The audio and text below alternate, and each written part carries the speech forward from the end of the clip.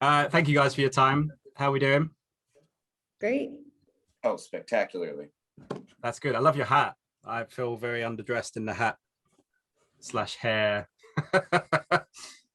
Yeah, I don't have any cool Batman / Schwarzenegger stuff in the background either, so you got me beat there.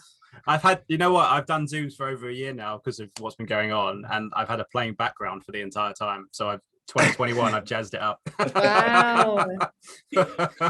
Has nothing to do with your film, but you know, Courtney, we'll where are you, Courtney? Are you in a holding cell? What is that? Yeah, no, I'm actually in a prison cell. No, I am in like a WeWork kind of situation. Nice.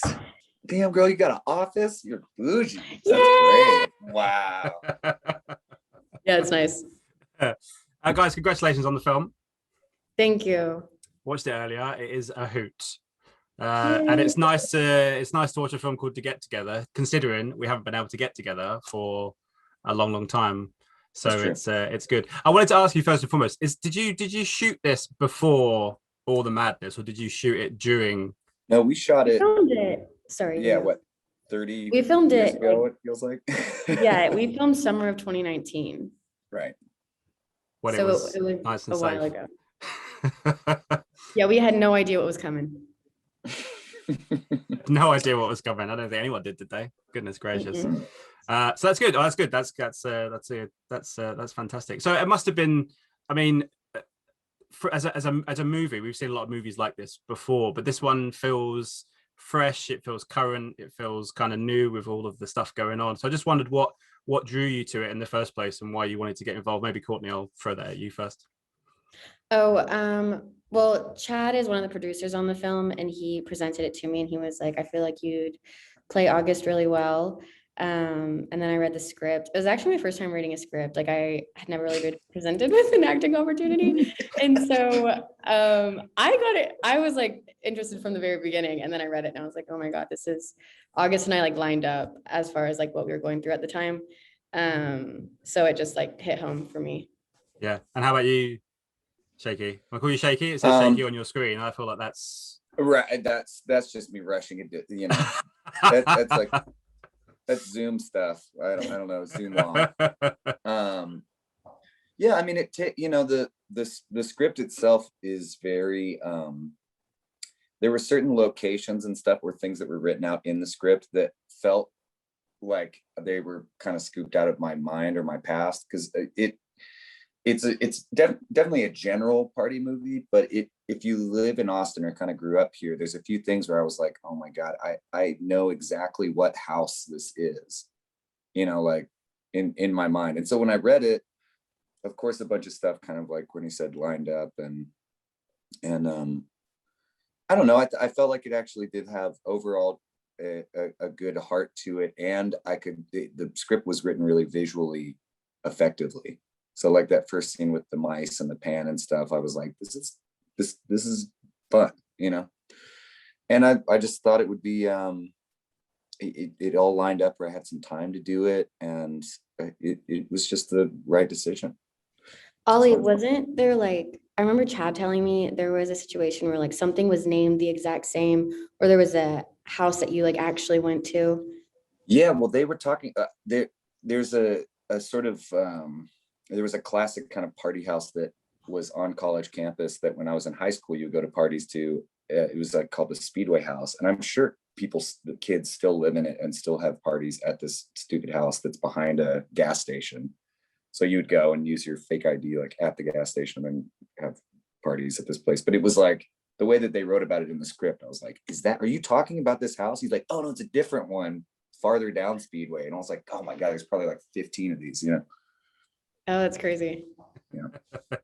Well, so too close to home sometimes. Too close to home sometimes. Yeah. The other thing, I was coming off of what you just said, Courtney. Two parts of a question for you. Do you do your own rat mice stunt work? Because it's quite a Yeah. choreographed sequence, and you do afterwards. You do quite let your anger go. When you're... Yeah, that was so much fun. I do think I only used a stunt double one time because they didn't trust me to throw alcohol on someone, and they used a grown man as my stunt double. So that was something. Yeah, Courtney's also an expert driver. So any of those driving sequences, that was, it was like, all right, Courtney's driving. No, like don't Everyone kill anyone. And she was like, I'm not gonna kill anyone. And that's some close calls, but You see, that's what I was going to say. Is there you're driving, but also, did you have to go to like Uber school? I mean, how do you learn how to be an Uber driver? Do you just go and do it just for fun for a couple of days? No, we just really winged it. We winged it. We really winged it on that one. It worked out. I should be an Uber driver. it's past tense. Wung it. Yeah, we wung it. Yeah. I think you've got down the reaction of most Uber drivers when they get a not too good review. I thought your reaction to that was pretty spot on to a lot of them. Thinking 3.8. Oh, what's 3.8? Yeah. But there's a great obviously it's a party movie, there's a lot of different characters. There's a great camaraderie between you. Was that a very quick thing for you guys to grasp in terms of, I mean, did you get on very, very quickly and were able to use that in the movie? Because it felt like all of you, even those guys that don't have too many speaking parts, or people that are there, it just felt like you guys were having such a great time and kind of become friends. That must make it easier, I'd imagine. Yeah. Well, Courtney's toxically enjoyable, I would say. It's just you're like, oh God, I guess I'm having so much fun instantly. But I also feel like the night shoots made us all go crazy and bond together too. Yeah. I was thinking that too. Like, we filmed every single night from 6 p.m. to 6 a.m. So there was no outside world because everyone was asleep. And so it literally was like summer camp where like, these are the only people that exist, the only people alive right now. Like, nothing else in this world is going on. And so it just was like, when you were there, you were there. And so we all just hung out the whole time and it was great. It felt like that in the movie. It feels like you guys had a lot of good fun. I wanted to ask you about working with Will as a director. How was it working with him? Because he's obviously co-written the movie, so he has a lot more answers for you guys if you have with characters, all that kind of stuff. Did he make it quite easy for you to bring his creations to life, shall we say? Yeah, I'm like, I have the most respect for Will. I think it was really funny watching him because there was like the younger group of us and then there was like the older group. And it was so funny because like first he started doing McCall in August and he was just so sweet and gentle and like so encouraging. And I was like, wow, he's so kind, really walks us through it. But then I saw him doing like Ollie and Jacob and directing all of them. And he was so much more just like, bad take, do it again. And he just really knew how to like direct for the actors. He's so good. Yeah, he had a pretty, instant vision of what he wanted, and it was, I think something that kind of shows through the movie too, is that the same thing that I kind of saw in it of my own wasted youth of whatever, a lot of these things were direct things from his life too. Like the cup game. what is that? Slam cup? Oh, boom Smash cup? Boom cup. Yeah. Smash cup. Yeah. But he was like, we did have to go to Boom Cup College, kind of, not Uber driver college, but we had sort of a meeting party thing at his wife's house.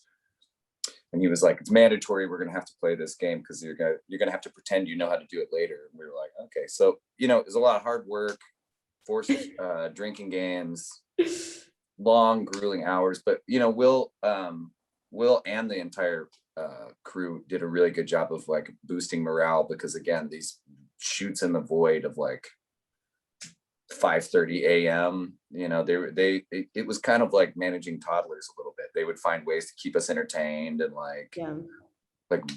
they had a thing called Big Swig O'Clock, which was like, there were all these sparkling waters. They're called Big Swigs, and it was, what time was it, like 4 a.m. or something? I don't remember, but they would go crazy at whatever time we want.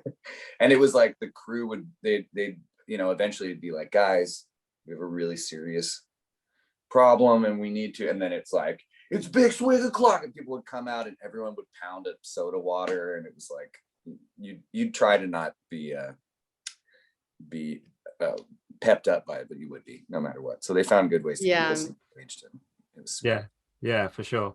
Just as a final question, and before I have to let you go, obviously, as you say, it's very steeped in, as you say, America and Austin and Texas and all the kind of things that you have there. But the themes, everything are very universal about, you know, friendship, about these moments in our lives that we always kind of cherish and everything else. So you're hopeful that it kind of crosses over with, you know, even with UK audiences, with European audiences, because even though the setting and everything is different, everything is kind of familiar for everybody. Are you hoping that it kind of crosses over? Maybe Courtney, I'll throw that to you first.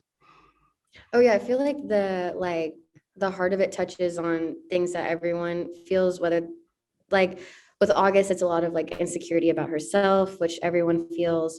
For Ollie, his is like insecurity about like whether his life decisions are right. Everyone feels that.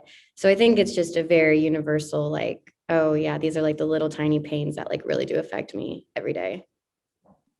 Yeah, I think it's the same thing with good music, or, you know, ideally the characters are personal, but they're also kind of universal enough that hopefully you can pour yourself into it. And I think it has a classic traditional party movie feeling to it, that even if you haven't experienced that, it falls in a tradition of kind of comforting party comedy, you know, at which there's a big space for in my heart either way.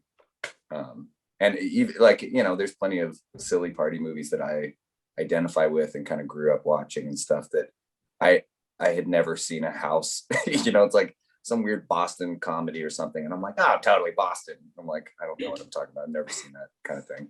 But you know, you just trust. Yeah, Absolutely. But guys, thank you so much for your time, for Thank allowing us you. to interview and everything else. Good luck with the movie. I had a blast watching it, so I hope it goes well for you. Thank you. Great, thanks. Thank you so much. Cheers. Ladies and gentlemen, you're watching Hey You Guys. Hey You Guys, huh? Hey, you guys. Is that from the Goonies? It is indeed, yes. Nice. Hey, you